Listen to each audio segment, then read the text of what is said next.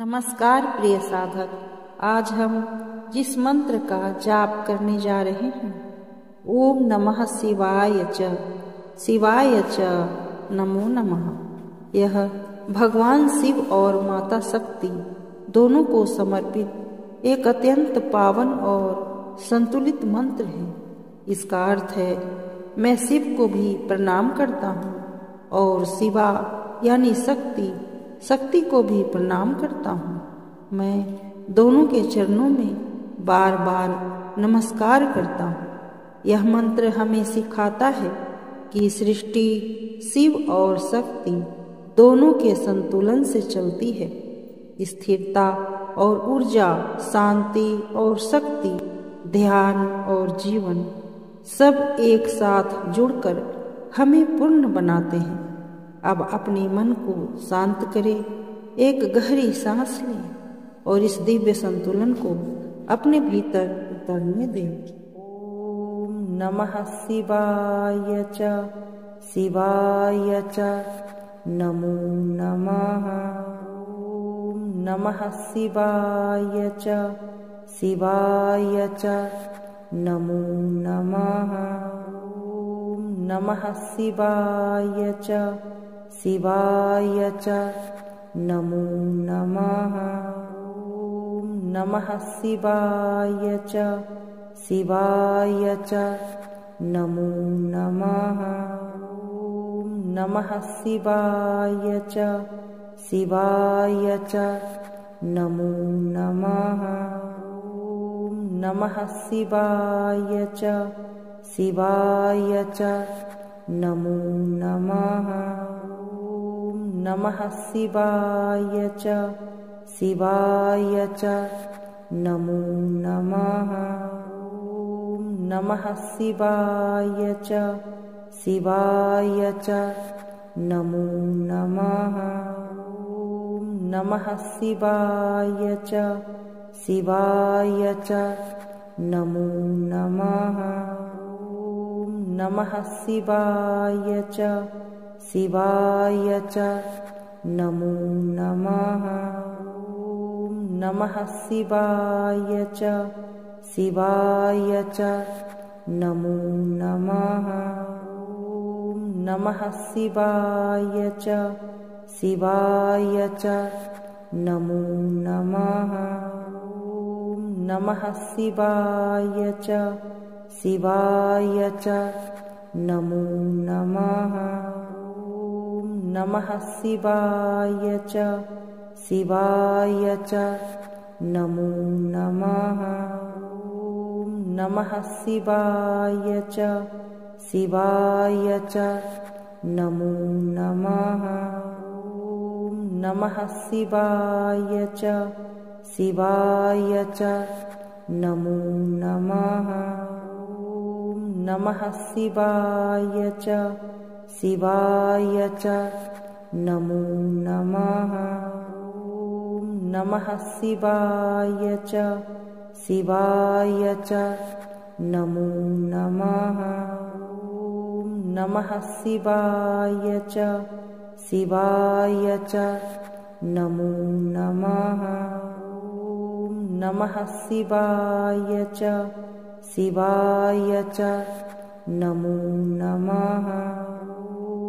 नमः शिवाय च, शिवाय च नमो नमः। ओम नमः शिवाय च, शिवाय च नमो नमः। ओम नमः शिवाय च, शिवाय च नमो नमः। ओम नमः शिवाय च, शिवाय च नमो नमः। ओम नमः शिवाय च, शिवाय च नमो नमः। ओम नमः शिवाय च, शिवाय च नमो नमः। ओम नमः शिवाय च, शिवाय च नमो नमः। नमः शिवाय च, शिवाय च